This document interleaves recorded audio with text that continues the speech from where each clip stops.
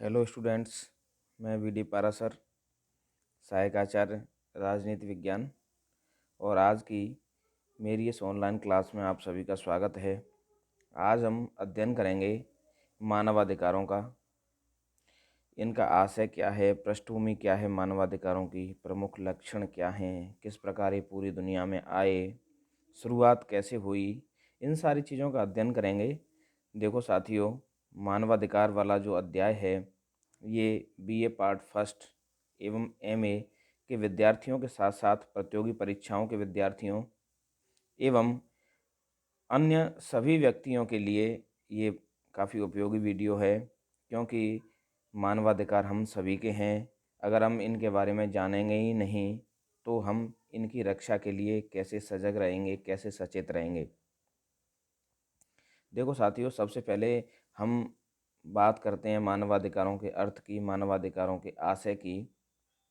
तो मानवाधिकारों के बारे में ये कहते हैं कि ये अधिकार वे आवश्यक परिस्थितियां हैं, अर्थात वो दशाएं हैं जिन दशाओं से कोई व्यक्ति अपना विकास करता है। तो इसीलिए प्रत्येक व्यक्ति के लिए मानवाधिकार वहाँ की सरकारों को प्रदान किए जाने चाहिए, जो प्रत्येक व्यक्ति को बिना किसी भेदभाव के कारण, मनुष्य होने के कारण प्राप्त होने चाहिए। मानवाधिकारों के बिना कोई भी व्यक्ति मनुष्य के रूप में न तो अपना अस्तित्व बनाए रख सकता है और न ही अपना विकास कर सकता है। अतः हम कह सकते हैं कि ये मनुष्य को प्राप्य वह अधिकार हैं जो उसको जन्म से ही प्राप्त हैं, अर्थात प्राकृतिक हैं, और किसी भी व्यक्ति को व्यक्ति होने के नाते ये प्रदान किए जाने चाहिए। क्योंकि हम ये कह सकते हैं प्रत्येक व्यक्ति की एक गरिमा होती है और कोई भी व्यक्ति व्यक्ति से कम नहीं है। पैसे के आधार पर, कर्म के आधार पर या किसी अन्य आधार पर इनमें विभेद नहीं किया जा सकता। ये जो मानवाधिकार हैं ये एक तरह से सार्वभौमिक प्रकृति के होते हैं, अर्थात ये प्रत्येक देश में प्रत्येक व्यक्ति को बिना किसी भेद के, जैसे जाति, धर्म, लिंग, निवास, उत्पत्ति, जन्म स्थान, इन सब भेदभावों के बिना प्रदान किए जाते हैं। ये प्राकृतिक भी इनको कहा जाता है, क्योंकि ये राज्य के अस्तित्व से पहले से हैं। ये अदेय हैं क्योंकि इनको व्यक्ति से वापस छीना नहीं जा सकता है, व्यक्ति के लिए अनिवार्य हैं, अपरिहार्य हैं एवं विश्व शांति एवं सुरक्षा के लिए बड़े आवश्यक हैं। अब हम बात करते हैं अपने इस प्रकरण की। वस्तुतः मानवाधिकार शब्दावली का प्रयोग 20वीं शताब्दी में ही शुरू हुआ है। कई जगह इन्हें लोकतंत्रीय अधिकार कहा जाता है। हालांकि मानवाधिकार शब्दावली ही अधिक प्रचलित है। मानवाधिकार का विचार जिस तर्क पर आधारित है, उस तर्क के आधार पर शुरू में प्राकृतिक अधिकारों की संकल्पना प्रस्तुत की गई। थॉमस पेन ने प्राकृतिक अधिकारों को ही मनुष्य के अधिकार की संज्ञा दी।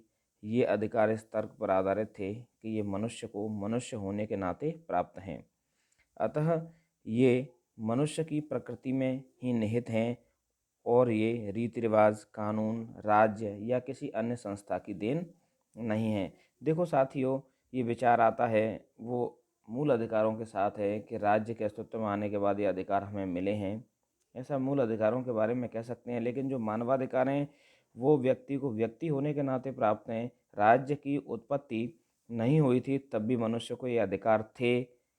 ये अलग बात है कि व्यक्ति को ये अधिकार मुहैया नहीं कराए जा सकते राज्य नामक संस्था के अभाव में।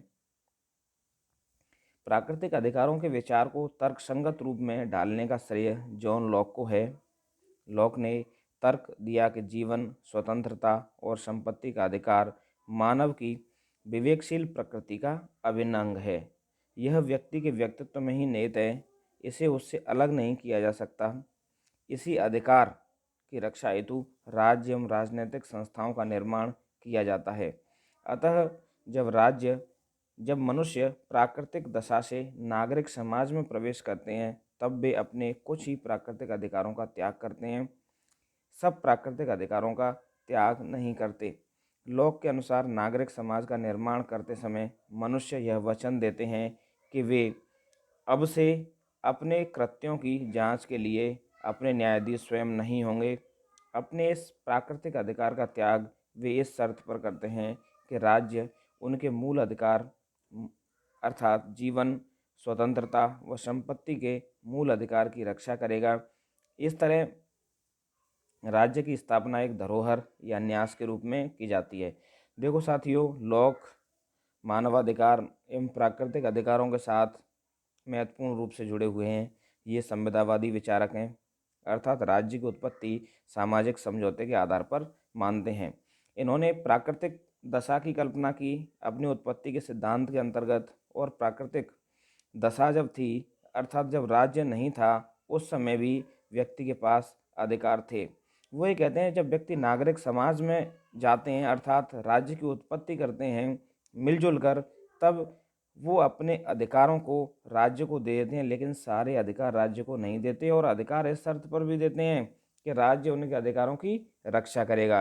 अगर कहीं ना कहीं राज्य उनके अधिकारों की रक्षा में असफल होता है, तो राज्य के प्रति भक्ति का उनका कोई कारण शेष नहीं रह जाता है। अर्थात हम कह सकते हैं कि लॉक ने प्राकृतिक अधिकारों के रूप में मानवाधिकारों की वकालत की है।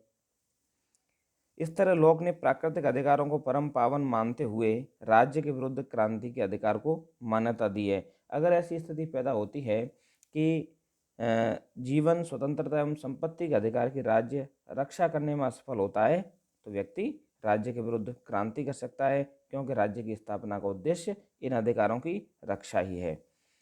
अमेरिकी स्वाधीनता की घोषणा 1776 में कहा गया है, सब मनुष्य जन्म से समान हैं, उनके जन्मदाता या सृजनकर्ता ने उन्हें कुछ अपरक्राम्य अधिकार प्रदान किए हैं, जिनमें जीवन, स्वतंत्रता व सुख की साधना का अधिकार प्राप्त है। देखो, जीवन का अधिकार, स्वतंत्रता का अधिकार और सुख की साधना का अधिकार, अर्थात सुख प्राप्ति के जो उपाय हैं व्यक्ति स्वतंत्र रूप से उनको प्राप्त कर सकें, ये अमेरिकी स्वाधीनता की घोषणा में कहा गया। फ्रांसीसी मानवाधिकारों की घोषणा जो 1789 में की गई, उसके अंतर्गत ऐसे अधिकारों को प्राकृतिक, अहरणीय और अपरक्राम्य बताया है। अर्थात ये प्रकृति से ही हैं, स्वभावतः हैं, इनका कोई हरण नहीं कर सकता है, और अपरक्राम्य हैं, अर्थात ये इनसे सबसे ऊपर हैं। द्वितीय विश्व युद्ध के बाद मानवाधिकारों की समस्या संपूर्ण विश्व के लिए चिंता का विषय बनकर उभरी। न्यूरमबर्ग मुकदमों 1946 के दौरान जर्मनी के नाजियों पर युद्ध अपराधियों के अलावा मानवता के विरुद्ध अपराधों के लिए मुकदमे चलाए गए। इन मुकदमों के अभियुक्तों ने अपने देश के यहूदियों पर जो बर्बरतापूर्ण अत्याचार किए थे, उन्हें मानवता के विरुद्ध अपराध माना गया। इस कार्रवाई के साथ यह मान्यता जुड़ी हुई थी कि मानवाधिकार अपने आप में मान्य हैं, ये किसी राष्ट्र के कानून के ऊपर हैं, इनका उल्लंघन मानवता के विरुद्ध अपराध माना जाएगा। इन अधिकारों की एक विस्तृत सूची मानवाधिकारों की सार्वभौमिक घोषणा के अंतर्गत प्रस्तुत की गई। इन अधिकारों के अंतर्गत सब तरह के अधिकारों, नागरिक, राजनैतिक, कानूनी और सामाजिक आर्थिकों को एक साथ मिला दिया गया। इस घोषणा का ध्येय विश्व के सब देशों को यह प्रेरणा देना है कि उन्हें अपने नागरिकों के लिए सब तरह के अधिकारों की विस्तृत व्यवस्था की जानी है, परंतु इसका विचार क्षेत्र इतना विस्तृत हो गया कि इससे उन मानवाधिकारों की पहचान में विशेष सहायता नहीं मिलती जिनके साथ नागरिकता की शर्त नहीं जुड़ी रहती। मानवाधिकारों की सार्वभौमिक घोषणा 10 दिसंबर 1948 को संयुक्त राष्ट्र संघ की महासभा द्वारा मानवाधिकारों की सार्वभौमिक घोषणा की गई। महासभा के सदस्य राष्ट्रों से आग्रह किया कि चाहे उनकी राजनीतिक स्थिति कैसी भी क्यों न हो, आशा यह है कि उनकी शासन व्यवस्था किसी भी प्रकार की हो, साम्यवादी हो, लोकतांत्रिक हो, राजतांत्रिक हो, वे अपने अपने देश में विशेषतः स्कूल और अन्य शिक्षा संस्थाओं में इसका व्यापक प्रदर्शन और प्रचार प्रसार करें। वास्तव में यह घोषणा एक स्वतंत्र, लोकतंत्रीय और कल्याणकारी राज्य के लिए उपयुक्त है। मानवाधिकारों की एक विस्तृत योजना प्रस्तुत करती है। इस घोषणा में एक विस्तृत प्रस्तावना के अलावा 30 अनुच्छेद हैं। प्रस्तावना में कहा गया है कि सब मनुष्यों की स्वाभाविक गरिमा एवं समानता और उसके अपर क्राम्य अधिकारों को मान्यता देकर ही विश्व में स्वतंत्रता, न्याय और शांति की स्थापना की जा सकती है। देखो साथियों, जो संयुक्त राष्ट्र की महासभा द्वारा मानवाधिकारों की सार्वभौमिक घोषणा 10 दिसंबर 1948 को की गई, उसकी प्रस्तावना में बड़ी ही महत्वपूर्ण बात हमारे सामने रखी गई। उसमें यह था कि प्रत्येक व्यक्ति की जो गरिमा है और समानता है, उनको अधिकारों के रूप में मान्यता देकर ही बहाल रखा जा सकता है, उनको एक तरह से जीवित रखा जा सकता है। प्रत्येक व्यक्ति की गरिमा एवं उनकी समानता उनके नैतिक और एक तरह से उनके अंदर के विकास के लिए बड़ी आवश्यक शर्त है। देशों की शासन प्रणालियाँ कुछ भी हों, लेकिन हमें उनके स्वतंत्रता, न्याय एवं शांति की स्थापना के लिए इन सारी चीज़ों को आवश्यक रूप से मुहैया कराना होगा। सार्वभौमिक घोषणा के अनुच्छेद 1 में कहा गया है कि सभी व्यक्ति अपनी गरिमा व अधिकारों की दृष्टि से स्वतंत्र व समान पैदा हुए हैं।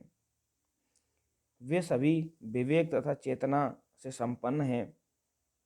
तो देखो, आर्टिकल जो 1 है वो ये कहता है प्रत्येक व्यक्ति स्वतंत्र व समान पैदा हुआ है, अर्थात सभी व्यक्ति, एक तरह से हम ये कह सकते हैं कि प्रत्येक व्यक्ति के अंदर विवेक है और विवेक होने के कारण हम व्यक्ति और व्यक्ति के मध्य अंतर नहीं कर सकते। उसके कार्य के आधार पर, स्थिति के आधार पर, दशाओं के आधार पर, पेशे के आधार पर, किसी भी आधार पर हम व्यक्ति व्यक्ति के मध्य अंतर नहीं कर सकते। अर्थात प्रत्येक व्यक्ति को हमें कुछ न्यूनतम जो मानक तय किए गए हैं वो प्रत्येक व्यक्ति को समान रूप से मुहैया कराने होंगे। अनुच्छेद 2 कहता है सभी व्यक्ति बिना किसी भेदभाव के इस घोषणा में निहित स्वतंत्रताओं का उपभोग करने के लिए अधिकृत हैं। कहने का आशय यह है, इसमें हमें व्यक्तियों को सूचीबद्ध करने की आवश्यकता नहीं है। दूसरी बात, ये नागरिकता के बंधन से भी नहीं बंधे हुए। मानवाधिकार वो अधिकार हैं जो पूरी दुनिया के समस्त नागरिकों को समस्त जगहों पर उपलब्ध किए जाने चाहिए, वो है मानवाधिकार। तो अर्थात ये ऐसा नहीं है कि भारत का व्यक्ति कहीं पाकिस्तान चला जाए तो पाकिस्तान में उसके उन मानवाधिकारों की रक्षा नहीं होगी। हो सकता है उसके मूल अधिकारों की रक्षा नहीं हो, लेकिन जो मानवाधिकार हैं उनकी रक्षा वहाँ भी की जाएगी। अर्थात स्वतंत्रता व समानता प्राकृतिक अधिकार हैं। मानवाधिकारों की विस्तृत संकल्पना। मनुष्य के अधिकारों के विषय में विविध न्यायिक निर्णयों से नए आयाम स्थापित हो रहे हैं। अतः इन अधिकारों के संदर्भ में कोई अंतिम सूची तैयार किया जाना असंभव है। देखो साथियों, आज ये देखा जा रहा है न्यायिक सक्रियता एवं न्यायिक पुनरावलोकन के द्वारा भारतीय न्यायालय भी तमाम तरह के वादों में सुनवाई कर रहे हैं, जिनमें उन्होंने भारतीय संविधान के मूल अधिकारों के अंतर्गत अनुच्छेद 21A का विस्तार किया है, जिसमें प्राण एवं दैहिक स्वतंत्रता समाविष्ट है। पर्यावरण प्रदूषण, अच्छा स्वास्थ्य की दशाएं, अच्छे जीवन की दशाएं, नींद का अधिकार, एक तरह से प्रदूषण रहित या शुद्ध चीज़ों का अधिकार, मिलावट की वस्तुओं से जीवन जो दूषित हो रहा है, प्रदूषित हो रहा है, उसका अधिकार। तो कहने का आशय, हमारे न्यायालयों ने तमाम क्षेत्रों में तमाम ऐसे निर्णय दिए हैं जो आर्टिकल 21 अर्थात प्राण एवं दैहिक स्वतंत्रता के अधिकार को विस्तृत करते हैं। अब तक जिन मानवाधिकारों को विश्व के विविध मंचों द्वारा मान्यता दी गई है, उन्हें मोटे तौर पर निम्नतः रखा जा सकता है। देखो साथियों, जो मानवाधिकारों के प्रकार हैं, आयाम हैं, हम अपनी अगली क्लास में उनका विस्तृत रूप से अध्ययन करेंगे। धन्यवाद।